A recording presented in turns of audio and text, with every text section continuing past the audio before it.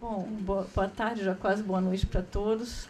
Gostaria de agradecer o convite, a oportunidade de estar com vocês hoje aqui, com os meus colegas, né, Ana e Renato. Sinto, às vezes eu tenho um saudosismo, né, das nossas discussões, das nossas boas brigas que compramos lá no Confas. E esse presidente, eu faço um cumprimento especial, eu faço minhas as palavras da Ana, mas queria te dizer que ontem, em particular, né, nós estávamos numa reunião naquela sala do Conselho Monetário Nacional, você se deve lembrar muito bem, onde tem as fotos de todos os ex-ministros, sua foto também está lá, e ontem foi um dia complicado, né, difícil, e acho que o que eu tenho a dizer é que a história traça o seu próprio curso, né? E sua história marcou muito o Brasil, foi muito importante para todos nós. Sou servidora pública, por vocação, falo sempre isso, escolhi essa carreira, apesar de alguns rumos me enviarem para as outras, foi uma escolha minha, e como servidora pública, diz que o Brasil tem muito a agradecer ao seu trabalho. Bom, a minha apresentação aqui, eu trago uma série de dados, né, de informações, vou deixar à disposição dos senhores, vou passar bem rapidamente, o objetivo aqui não de fato não é estressar todos esses dados, mas acho que um pouco que eu posso cumprir aqui é oferecer mais transparência, né, mais condições dos senhores fazerem suas próprias análises. Mas vou direto ao ponto, né, do que eu gostaria de defender aqui hoje. Primeiro que a crise dos Estados é sim uma crise estrutural, não adianta alívio, né? Nós precisamos, de fato, mudar a vertente que a maioria dos governadores tem empreendido no sentido de buscar um alívio temporário, acreditando que a economia volta a crescer, esse alívio dará conta de solucionar ou de diluir os efeitos da crise. Não dará. Não dará. Não tem alívio, não tem condições. Nós precisamos, de fato, aí o nosso trabalho é de convencer, né, a esse conjunto de governadores, de gestores estaduais, de pessoas que têm influência sobre a gestão estadual, de que nós precisamos, sim, de muita convergência numa agenda estrutural. Nós estamos falando de uma crise que, eu coloco aqui que foi uma crise anunciada, mas foi uma crise praticamente fabricada, né? Nós estamos vivendo a consequência de algo que foi muito falado, muito discutido, muito avisado que iria acontecer, tanto no Brasil, no atual cenário onde nós temos uma crise fiscal de grandes proporções, como também nos estados. Podemos aqui chamar que isso foi a nova matriz econômica, uma forma simbólica de resumir isso, mas foi uma interlocução de política econômica que levou o Brasil onde está, uma mudança de valores, onde, de fato, a sociedade se fragmentou em corporações, em grupos de poder, e tiveram acesso, com esse tipo de interlocução, à esfera de decisão, ao governo, né? Nós precisamos mudar isso. Não é fácil, não é trivial, é um processo quase que cultural, mas estamos aqui com essa incumbência, com esse engajamento. Temos que mudar o padrão de interlocução para que a sociedade seja, de novo, protagonista da nossa história, né? Os estados têm se ajustado, né? Vou falar um pouco sobre isso, a Ana mostrou aqui, me deu vontade de falar um pouquinho do Espírito Santo, mas eu vou conter a tentação. Os estados, no seu conjunto, uns mais, outros menos, com características diferentes, eles, desde 2015, têm se ajustado, né? Culminamos aí na renegociação da dívida, essa foi uma agenda que, em particular, nós que entramos agora, nesse governo interino que agora se consolida, foi uma agenda que não era nossa, né, mas inexorável, porque nós estávamos diante de liminares do Supremo e um custo para o Tesouro de 3 bilhões de reais ao mês, né, que precisamos agir rapidamente para cumprir os prazos do Supremo e dar encaminhamento a essa questão. Nós precisamos recuperar o ciclo de crescimento do Brasil. Essa é a solução para a crise dos estados, né? O Brasil precisa voltar a crescer e nós não vamos conseguir empreender o que precisamos empreender em termos de agenda se não estivermos junto com os governadores, levando isso suprapartidariamente junto com todos nós. Por que eu digo que é suprapartidário? Porque isso interessa a todos os gestores, isso interessa a todos. Sem uma agenda de ajuste fiscal, muito pelo lado da despesa, nós não teremos condições de fazer o Brasil voltar a crescer, né? Hoje a confiança começa a se recuperar de forma suave, tênue ainda, precisamos avançar muito mais, mas porque nós mudamos o diagnóstico, mudamos o discurso, mudamos a ênfase na agenda e precisamos persistir nisso daí.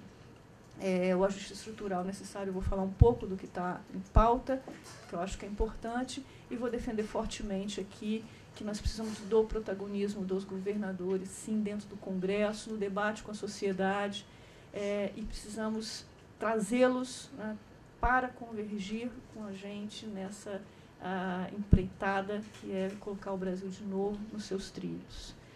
E volto a dizer, isso é algo suprapartidário, né? Primeiro, porque a crise é estrutural, né? A primeira manifestação que eu trago aqui é o problema da Previdência, né? A despesa com os inativos cresceu fortemente em função do envelhecimento da própria demografia do serviço público. Aqui, meu foco são os estados, então todos os dados são estaduais. Em particular, o déficit das previdências, ou seja, aquilo que o Tesouro aporta na conta para cobrir a falta de financiamento próprio contributivo da Previdência, cresceu 64% entre 2009 e 2015. Nós temos uma diversidade muito grande nas situações quando olhamos o conjunto dos estados e olhamos um a cada um. Nós temos estados que cumprem aí uma despesa em relação à arrecadação no máximo, né, de 3,4 vezes, que é o caso do Rio de Janeiro, que eu não entendo por que ainda não aumentou a contribuição sobre os servidores como um todo para financiar parte do seu déficit previdenciário, e o menor, que é Roraima, que tem uma previdência ainda recentemente consolidada, um quadro demográfico dentro dos servidores muito mais jovem do que outros estados. Não é à toa que os estados que hoje se encontram numa crise maior têm essa característica, né, um conjunto de inativos já muito grande relativamente à sua população de servidores ativos. E o que a gente vê no quadro brasileiro é muito fora do quadro internacional. Então, de fato, nós temos um problema de regra, né? Nós temos que rever regras, porque o Brasil não se coaduna com uma tendência internacional, com um parâmetro internacional. Isso dificulta, inclusive, a nossa competitividade, né? Então, precisamos buscar essa convergência, e esse debate, que não é trivial, precisa ser feito com toda a clareza possível, toda a franqueza possível com os servidores e com a sociedade. Embora essa parcela de inativos, né, que a gente chama aqui de déficit, ela não tem um peso relativamente muito grande no total da folha, quando nós observamos aqui nesse gráfico o crescimento da despesa com o pessoal, despesa total, assusta, né?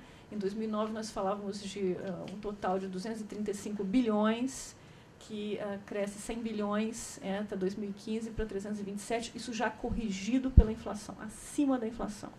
Se a gente falar monetariamente, 100 bilhões em 5, 6 anos, quantos investimentos, quantas entregas à sociedade que a gente não poderia ter dividido com essa conta, não era porque essa conta não poderia existir. Eu acho que a questão salarial, ela está presente nas empresas, está presente, né, no setor privado, está presente nos governos também. Mas nós precisaríamos, talvez, de um equilíbrio maior nessa conta, porque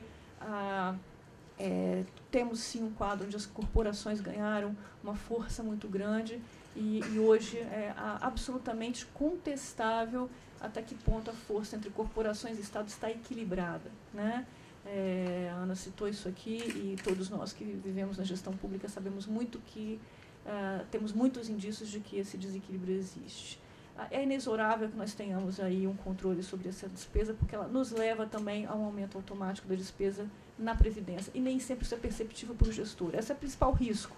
Você dá um aumento, você não faz a conta do que vai carregar sobre os inativos e sobre o déficit atuarial da Previdência. Isso não é uma conta automática, poucos os gestores têm incentivos a fazê-lo, né? Mas tem alguns ainda atributos que cabem às decisões locais e que eles poderiam ser mais bem utilizados. Outra questão é sobre as receitas, né? Aqui, o Calab aqui me traz muitas memórias de discussões boas que nós tivemos sobre reformas do ICMS, etc., mas, de fato, nós temos uma evolução de receitas que foi muito positiva durante esse ciclo de crescimento robusto que o Brasil viveu nos anos 2000. Depois ela se estabilizou, parou de crescer. A despesa continuou crescendo, a receita estabilizou. Mas o que eu quero trazer aqui sobre essa discussão de estabilização da receita é muito mais o fato de que, além de ter havido uma ampliação muito grande dos incentivos fiscais, no âmbito do ICMS, mas também no âmbito federal, né, as desonerações, como são chamadas no âmbito federal, um uso inadequado, com pouca discussão das rendas do petróleo, que são rendas finitas, né, e falo com muita propriedade que, por puxei essa discussão com muita ênfase. Meu estado é produtor de petróleo e isso foi um tema que nós levamos à campanha ainda do atual governador Paulo Artung. Foi um debate muito aberto que fizemos da sociedade sobre o desequilíbrio fiscal do Estado e a falta de convergência de um arcabouço institucional que tenha condições de fazer frente aos nossos desafios federativos. Na verdade, nós temos uma federação esgarçada. E hoje a crise parece que une os governadores numa agenda. Nós só precisamos acertar o foco da agenda, né? A crise trazer a união é muito bom. E o fato de nós vermos os governadores em bloco, sentados à nossa frente, trazendo demandas, isso é muito bom. E eu vou dizer para vocês com toda sinceridade, eles trazem muitos pontos de uma agenda estrutural. Eles querem a reforma da Previdência, eles querem desvinculação de receitas. Eles só precisam vocalizar isso, né? Eles não podem delegar o custo político a nenhuma outra instância. Nós precisamos nos unir na discussão franca, clara, com a sociedade sobre a importância dessa agenda. Ajustes fiscais não existem por si próprios, eles não sobrevivem sozinhos. Eles existem porque eles são um fundamento, que é o equilíbrio das contas públicas, e que é essencial para que a gente tenha entregas melhores à sociedade, principalmente para os mais pobres. Quem sofre com o desequilíbrio das contas públicas é sempre a camada mais pobre e vulnerável da população. Desorganização, ela protege as corporações e desprotege justamente os mais pobres. Se a gente conseguir falar isso de uma forma franca, clara e transparente, com bons exemplos, que temos vários, tenho certeza que nós conseguimos que os governadores venham junto com a gente para defender o que precisa ser defendido. Uma harmonia federativa maior e uma agenda de redução de despesas, né, ou de flexibilização das despesas. Eu cito 3 exemplos aqui de fragmentação federativa, né, a questão do FPE, tivemos aqui, acho que em 2013, né, uma discussão sobre redistribuição, né, nova fórmula de rateio do FPE, e ficou patente que ninguém se entendeu, ficou a mesma fórmula com a mudançazinha marginal, e isso vai vir de novo, a cena agora em 2017, isso reabre em 2017, que é o prazo que foi dado. Royalties e participações especiais estão judicializados, e CMS e incentivos fiscais. São 3 temas federativos que estão judicializados, né? O Supremo está ou segurando ou tomando conta, e não há um entendimento, uma convergência federativa, e isso sim afeta não só a segurança jurídica, a percepção de equilíbrio federativo, como também as receitas, né? A crise foi anunciada, né? A despesa de pessoal, como eu falei, cresceu aceleradamente. Aqui eu trago um dado interessante, né? Nós temos os dados que os tribunais de contas estaduais sancionam, né, nas contas dos estados, eles têm autonomia para isso, isso é constitucional, e nos encaminham lá para a STN. E nós temos os dados que nós coletamos dos estados naquele acordo de 97 que foi feito, que se transformou ano a ano os programas de ajuste fiscal. Nós assinamos programas de ajuste fiscal com os estados e coletamos dados dos seus balanços. Então, eu não vou citar aqui todos os números, vou apenas alguns. O Distrito Federal, que nos apresenta pelo seu Tribunal de Contas 50% de comprometimento de gasto de pessoal na sua receita, na nossa contabilidade é 64%. Né? A Paraíba, 62%, 64%, pertinho. Mas o Rio de Janeiro, que apresenta 42% e não consegue pagar a folha, por exemplo, é 63% nas nossas contas. O que acontece com isso? Quando eu bati o olho nos dados da STN, quando eu assumi lá, a primeira coisa que eu falei, esses dados ainda estão errados. Né? Porque eu vejo o meu estado, o Espírito Santo, não é nem 54, nem 52, o número é outro. Então, nós ainda precisamos de um aprimoramento sobre essas contas. E, de fato, eu acho que o Conselho de Gestão Fiscal, essas iniciativas que tendem a buscar a convergência sobre definições básicas, né, de que estamos falando aqui, o que é gasto com pessoal, né, até que ponto esse gasto obrigatório precisa ser bem medido, porque ele compromete, sim, de forma permanente, por muito tempo, as despesas, as receitas, na verdade, né, dos estados, dos entes federativos, de todos nós, na verdade. O que chama atenção é que o gasto de pessoal cresceu, os serviços da dívida, embora tenha havido essa onda de financiamentos, de novos financiamentos, não cresceu tanto. Hoje, o gasto de pessoal é 6 vezes o serviço da dívida. Assim. Resolver, refinanciar, alongar a dívida, pode ser um alívio, pode, né? Não vai resolver o problema. Não vai tirar os estados dessa grave crise onde eles estão inseridos. Evolução do endividamento, falamos aqui, né? Até então, até 2007, a dívida principal dos estados com a União foi aquela refinanciada em 2 momentos. Em 93, cujo refinanciamento abrangeu mais as companhias estaduais de saneamento e utilidades, né? Saneamento, eletricidade e habitação. E depois de 97, que foi esse grande refinanciamento, já feito no pós-estabilização, que praticamente incorporou a dívida dos estados dentro da dívida pública federal, e isso, na época, representou uma emissão tal que aumentou em 1/3 a dívida dada naquele momento. Foi uma baita emissão, foi um baita refinanciamento, foi uma medida extremamente ousada, muito mais ousada do que a que fizemos agora na esteira das liminares do STF, e sim trouxe como herança a LRF. Eu acho que a experiência de termos colocado naquele refinanciamento de 97 as contrapartidas, a preocupação de colocar medidas obrigatórias para os estados para que eles convergissem, fizessem a sua consolidação fiscal, essa experiência nos remeteu à construção da LRF, que veio logo depois, né, no ano de 2000. Bom, 2007, antes da crise de 2008 e 2009, é bom observar isso, houve um primeiro ensaio de uma reedição de concessão de crédito, de garantias da União para crédito nos entes subnacionais, estados e municípios, né? Foi o PEF, Programa Emergencial de Financiamento. Teve o PEF-1, com um recurso pequeno de R$2 bilhões, que foi aportado ao BNDES. O BNDES fez a maior parte dos empréstimos e abriu-se garantia para bancos oficiais, também outros bancos. Depois, acho que o gostinho foi bem sentido, funcionou. PEF-2 já veio com outra dimensão. Depois, bom, veio ProPai, ProInvest, ProEstados, ProCopa, e aí veio um ciclo, de fato, de endividamento nos estados, que eu vou mostrar as consequências disso.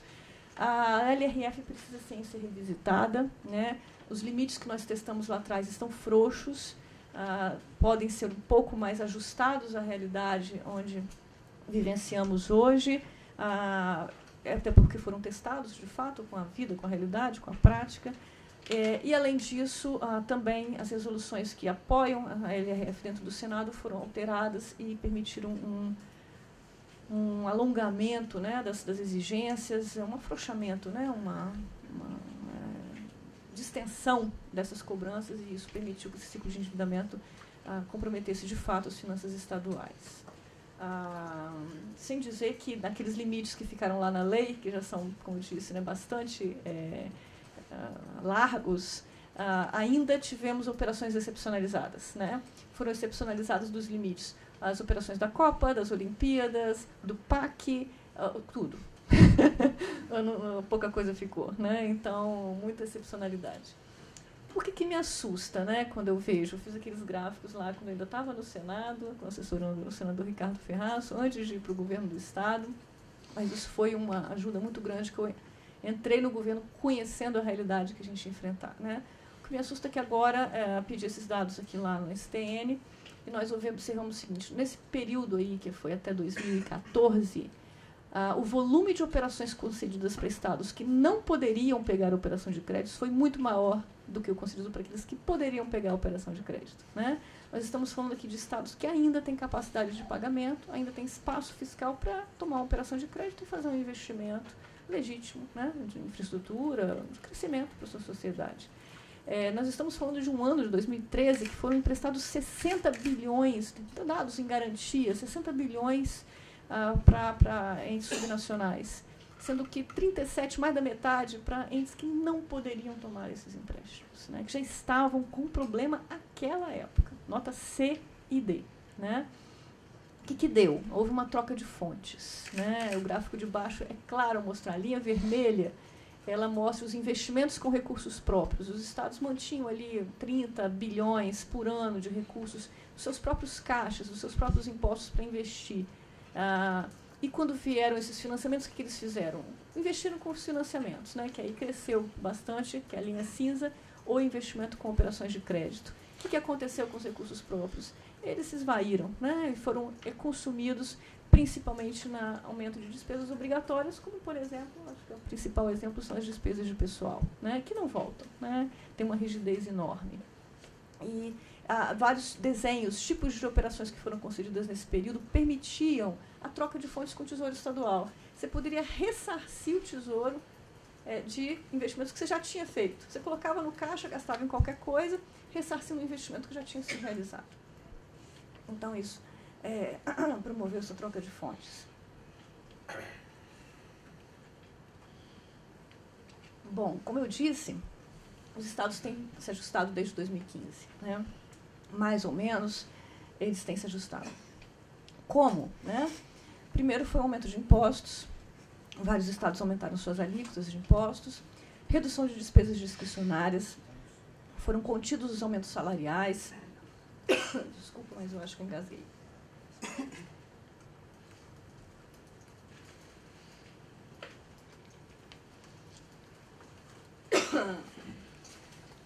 Foram contidos os aumentos salariais, cortamos os comissionados e revemos todos os contratos que podíamos rever, né? Houve uma forte retração de investimentos. Na média, 50% dos investimentos foram cortados. Antecipação de recebíveis. Vários estados securitizaram dívidas e sacaram depósitos judiciais. Medidas que não perdem fôlego, não se repetem, né? Recuperação de dívida ativa, programas de parcelamentos refis, o que deteriora para frente, né, a própria arrecadação. Fusão de massas nos sistemas previdenciários. 2 ou 3 estados fizeram que isso é um absurdo. Pegaram as massas, né, dos sistemas capitalizados, jogaram dentro do caixa para aliviar a conta do sistema financeiro, que é o sistema que paga segundo o fluxo, e usaram a poupança dos servidores, que não é a poupança do governo, para financiar o fluxo de caixa, e simplesmente hoje não tem mais capitalização dos seus fundos de previdência. Aquela reforma que foi feita lá em 2098, né? Alguns estados, 2 ou 3, sacaram os recursos de uma hora para outra e gastaram em 2 anos, 3 anos. E aumento de dívidas junto aos fornecedores, restos a pagar, despesas de exercícios anteriores. O aumento foi de 44% nas despesas de exercícios anteriores. Simplesmente os estados deixavam contas fora dos orçamentos. Não cabia, deixavam fora. E a despesa continuava acontecendo. E os restos a pagar aumentaram aí também, na faixa de para cima de 40%. Ou seja, os estados têm se ajustado, mas eles estão sem instrumentos de fazer um ajuste estrutural, né? O ajuste é quase que dentro daquelas possibilidades de curto prazo de ajuste no fluxo de caixa. Isso é assustador, né? A disponibilidade de caixa consolidada, somatório dos estados. Nós pegamos aqui só os recursos não vinculados. Há um problema, né? O excesso de vinculações que foi acontecendo foi aumentando nos últimos anos, novos programas foram sendo criados e vinculando recursos. Isso quebrou aquela lógica do caixa único. Então, hoje, o caixa único, ele tem, na verdade, uma fragmentação enorme em várias contas, conta de convênio, de operação de crédito, conta de vinculação, conta do SUS, que tem 5 tipos de SUS produção, e por aí vai, né? Então, você administra um conjunto enorme de contas, você tem uma dificuldade enorme de fazer uma conciliação das suas contas bancárias, e quando você vê o que sobra no caixa do Tesouro, que você pode pagar suas despesas, é muito pouco. O que acontece é que desde 2014 esse recurso é deficitário, né? Os estados não têm mais disponibilidade de caixa para fazer frente às suas despesas e a eventualidades que possam acontecer, né? Isso foi uma exaustão de recursos que aconteceu muito rapidamente. Isso é uma média, né? Desculpa, é o somatório, é o agregado, né? Isso é o agregado. Então, alguns estados têm disponibilidade de caixa. Mas... São Paulo tem muito, ou seja, tirando São Paulo... Isso. E aqui o que aconteceu com o resultado primário, né? Depois que fizemos a renegociação de 97, a Lei de Responsabilidade Fiscal levou o resultado primário dos estados a 1% do PIB. O que quer dizer isso, né? Eu ouvi muitas vezes durante esses anos da prosperidade que o resultado primário era uma coisa ruim, né? Usava-se a questão do primário como um tom pejorativo, né? O governo não gasta para fazer primário. Então, era pejorativo o tom que se usava. E, no entanto, isso daqui era que promovia a capacidade dos estados poderem fazer os seus investimentos também, né? E davam solvência, né, aos estados, eles pagavam suas dívidas isso é quase um espelho das suas despesas financeiras e do pagamento das suas dívidas. Bom, isso se deteriorou rapidamente, chegou ao ponto de 2014, com o ciclo aí, final de ciclo de gestão, ficar em 0,6% negativo do PIB. Agora nós temos aí uma estabilidade próximo do zero. Isso deve ficar perto do zero ainda em 2017, crescendo um pouquinho nos próximos anos, na medida em que eles voltarem a pagar suas dívidas. Não vou falar muito, acho que a Ana já falou, mas aquele quadro que está ali de estudo sobre o que foi a renegociação das dívidas. O que houve, né, as barras mais escuras mostram como seria o fluxo de pagamento das dívidas, essas que foram renegociadas agora pelas liminares do Supremo. Tem outras que ainda estão no projeto de lei, mas ele não foi aprovado ainda. Então, assim, o fluxo seria esse, né, um pagamento crescente ao longo dos anos, isso está em valores reais, deflacionados, e depois acabava em 2031. Então, houve um alongamento. É como se a gente tivesse dividido geracionalmente, né, o ônus do endividamento dos estados. Isso foi a condição que foi dada, ou seja, as próximas gerações vão pagar um pouco dessa crise, né? Como a Ana falou, nós temos como contrapartida a limitação dos gastos dos estados correntes, né, primários. Os investimentos estão excepcionalizados por 2 anos, que é o período do repagamento que foi dado em função de um desconto nos serviços da dívida por 24 meses. Então, isso foi feito cronometrado, né? Foi feito de forma a permitir que os estados fossem se adaptando gradualmente ao repagamento da dívida e, ao mesmo tempo, eles fossem controlando as suas despesas para que não trocassem fontes novamente. Aí os estados do Norte e do Nordeste vêm com a demanda de que nós temos um problema de equidade nessa renegociação. De fato, os estados mais endividados são aqueles que foram mais beneficiados por um alongamento de dívidas. Os estados menos endividados foram menos beneficiados. É um problema de equidade? Sim. Mas esse refinanciamento não visa resolver toda a questão federativa no Brasil. Ele visa solucionar uma questão. E também nós temos que, eu sempre falo para os governadores que me reclamam isso, olha, eu não vou empurrar o senhor pelo abismo, porque o senhor está querendo ir para o abismo junto com os outros que estão endividados. Né? Eu vou segurar o senhor aqui, vou protegê-lo de cair no abismo. Pode confiar em mim.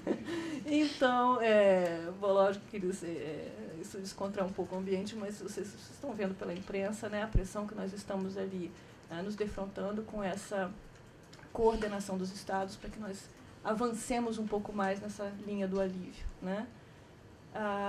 Mas para nós essa é a linha, né? Eu não vou ler, esse material vai ficar provavelmente disponível para vocês, mas mudou o governo, mudou o diagnóstico. Nós acreditamos que a crise fiscal está no centro do problema de crescimento brasileiro, no centro da perda de confiança, né? Acho que é muito emblemático nós mostrarmos que depois que o Brasil perdeu o grau de investimento, junto com o grau de investimento, que sempre foi também um emblema tão criticado, né, nós foram empregos.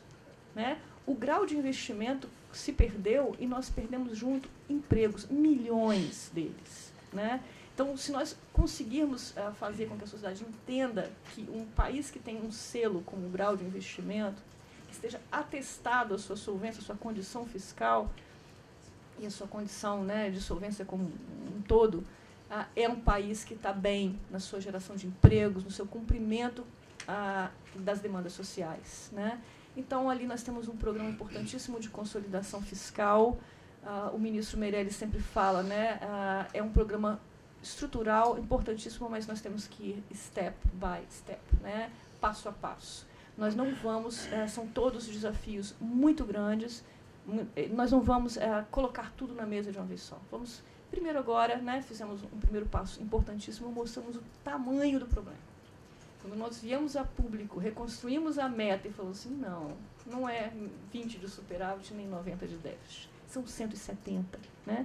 Isso assustou muito, aí tem gente que falou que a meta era folgada, agora tem gente que fala que a meta é apertada. Toda vez que eu faço uma coletiva para mostrar o resultado, tem os dois grupos. Você não vai conseguir cumprir a meta, secretária. A secretária tem folga nessa meta. Assim, calma. Lá na frente nós vamos descobrir o que vai acontecer, mas cumprir a meta nós vamos. Né? Não tem menor possibilidade de não cumprirmos a meta. Mas, de fato, nós mostramos o tamanho do problema. Né? Eu acho que esse foi o primeiro passo, que passou um pouco despercebido, mas é isso. Primeiro passo da consolidação fiscal, falou assim, olha, nós temos um problema grande, e não é de 170 bilhões, porque para voltar a estabilizar a dívida, pelo menos estabilizar a dívida, que já cresceu 14 pontos de percentagem do PIB em 2 anos, nós precisamos fazer um superávit. Então, nós estamos falando de um problema de mais de 300 bilhões de reais, né? E que nós precisamos saber o tamanho, né? Conhecê-lo e enfrentar. Então, está aí o teto de despesas, que é a próxima fase da agenda. Nós estamos engajadíssimos em fazer essa discussão com o Congresso.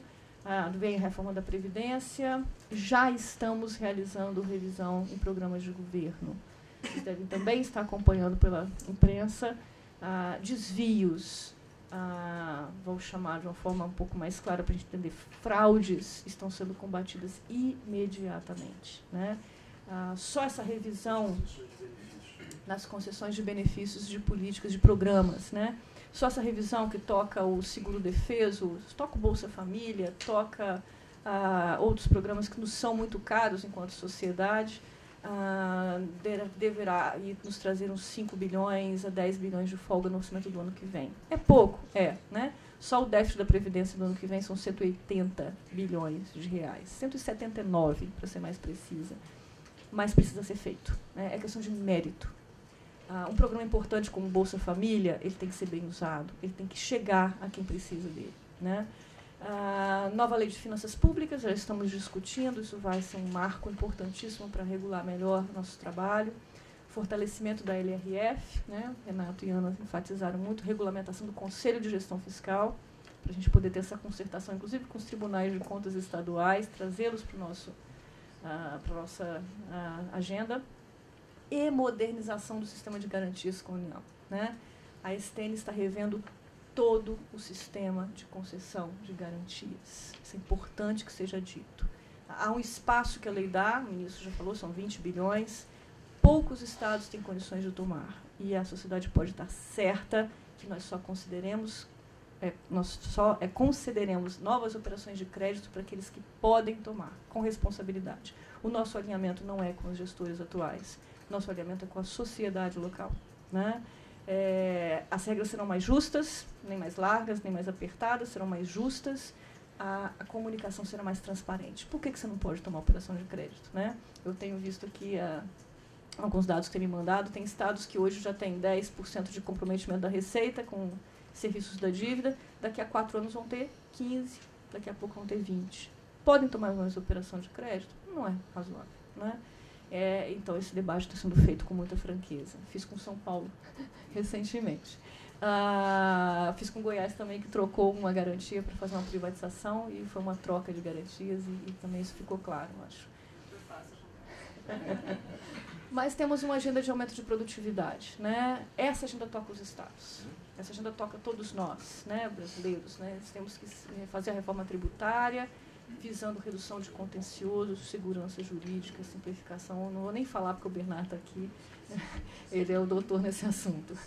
Fortalecimento do nosso arcabouço regulatório, né? Posso chamar a atenção para vocês o que está acontecendo aí com o setor de petróleo e gás. Uma riqueza enorme, descoberta embaixo da terra estava, embaixo da terra ficou, né?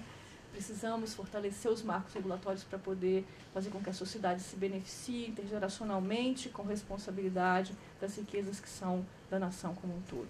Redução da burocracia, reforma do Estado, também isso é autoexplicativo, melhoria do ambiente de negócios, fortalecimento da governança e da conformidade nas empresas públicas e nos fundos de pensão, né? Estamos fazendo, né? Eu sou do conselho da Eletrobras, a virada, a guinada que a Eletrobras está dando pela gestão é impressionante. O valor da companhia em bolsa cresce a cada reunião do conselho. Nós, às vezes, não tomamos nenhuma decisão importante. A gente só anuncia as diretrizes, as bases do que é o nosso trabalho, de onde a gente quer chegar. A gente emana esses conceitos com muita clareza para as subsidiárias e para todos os gestores que vão fazer esse grande trabalho, tenho certeza. Desmobilização de ativos e privatização, está aí na rua o programa de parcerias e investimentos. Nós temos que reaprender a fazer parcerias e investimentos. O setor público, junto com o governo, né, tem que construir um novo marco para essa que é uma grande agenda para a gente voltar a investir no Brasil por meio do setor privado. Modernização das leis trabalhistas, também autoexplicativo, a CLT remonta aos anos 40, maior integração no comércio internacional. O Brasil se isolou, né, de uma forma muito complicada, temos que sair do isolamento e exercer todo o nosso potencial de comércio via competitividade. E é onde que a gente chega nos estados, para terminar aqui a minha fala. Acho que não precisa nem fazer o acordo de leniência, né?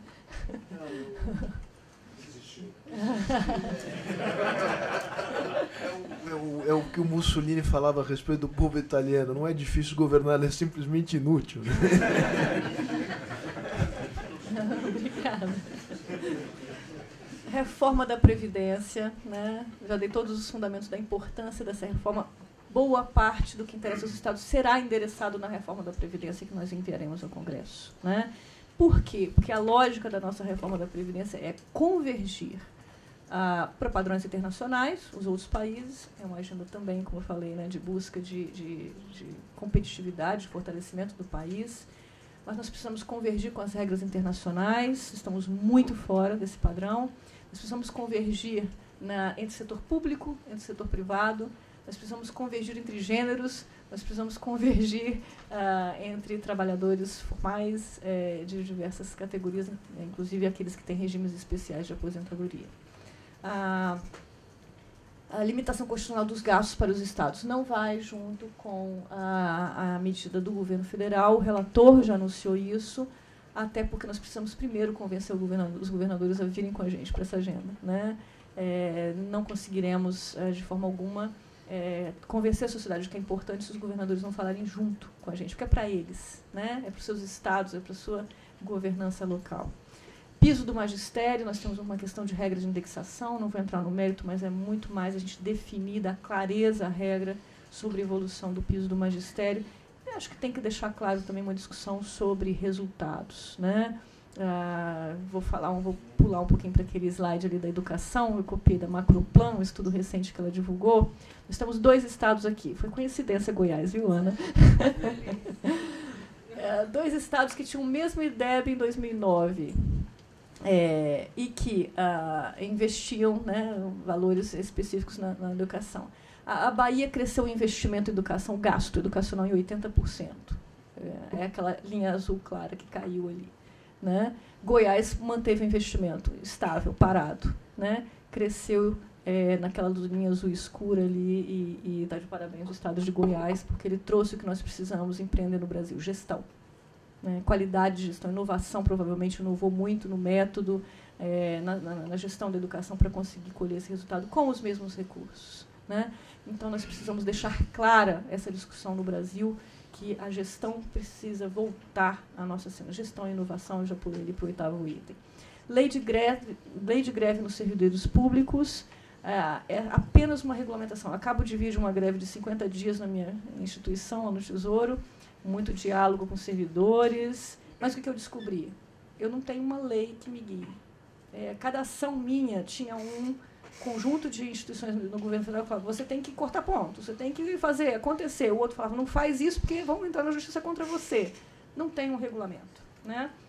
Aqui é meramente uma questão de dar uma regra e de equilibrar a balança entre corporação e Estado na defesa da sociedade. Eu acho que é essa a agenda da lei de greve. Fortalecimento da LRF, né? Temos que falar como usar a renda de royalties no Brasil. Isso serve para o governo federal também. Né? Não sei se vocês sabem, a última venda do campo de Libra rendeu em bônus 15 bilhões de reais, 13 dos quais foram para pagar a desoneração da folha. Né? É a melhor utilização? Não sei, mas acho que não, porque a gente precisa ter aí uma questão geracional bastante presente e essa discussão tem que ser feita. A despesa com pessoal, definição, despesas dentro do período da gestão. Alguns colegas aqui me reportaram fatos em que os governadores anteriores deixaram 90% de aumento para os próximos 4 anos. Eles deram o aumento para a gestão seguinte. Né? Decidiram pelo governador seguinte, sem saber se seriam eles ou não. Né? Isso tem que acabar. A gente tem que ter uma responsabilidade interna, intrínseca à gestão. Né? E limites de empenho com regras uniformes entre poderes. Os poderes não são diferentes. Né? Eles são autônomos, sim, mas eles são iguais perante a lei, pelo amor de Deus. Acho que a gente tem que voltar a esse debate com muita consistência. Segurança jurídica e redução de contenciosos, eu já falei sobre a reforma do ICMS, acho que a pauta principal da reforma do ICMS é essa. desmobilização de ativos e parcerias com o setor privado. Já temos aí uma equipe no BNDES para apoiar os estados. Não mais vamos federalizar ativos, né? Não existe essa agenda dentro do governo federal. E, para finalizar aqui, bem no finalzinho mesmo, aquele último gráfico com 2 linhas, uma azul e uma vermelha, aquilo mostra o seguinte: se nós tivéssemos, em 2011, quando começou essa crise que foi rápida, como o Renato falou, a ser gestada, né, uma regra com a PEC dos gastos para os estados, a evolução das despesas teria sido conforme a linha vermelha. E, na prática, ela foi conforme a linha azul. O que isso nos dá? 100 bilhões de reais, né? Que, por coincidência, é o mesmo valor que eu falei que foi dado de aumentos salariais nesse período, né? E, então, provavelmente, hoje os estados teriam aquele caixa que eu mostrei lá, que está negativo, numa situação melhor. O Brasil, né, estaria numa situação melhor. Qual que é a grande briga que nós temos agora, né? A grande necessidade de conversa, de debate. Precisamos convergir os governadores para a agenda estrutural, né? É fundamental que assumam o seu protagonismo. É muito bom vê-los unidos na crise. Essa união já acontece, precisamos apenas afinar a agenda. E eles já têm essa agenda. A gente precisa que eles assumam, adotem essa agenda dentro do Congresso, com a sociedade. Qual é a agenda dos estados, né? Voltar a ter uma poupança corrente, a ter recursos para investir próprios, né? E voltar a gerar emprego e renda. Mas, para isso, precisam reduzir despesas, né? Esse é o único caminho que o Brasil tem, controlar despesas. Para isso, nós precisamos das reformas estruturais. É isso. Acho que acabei. Obrigada.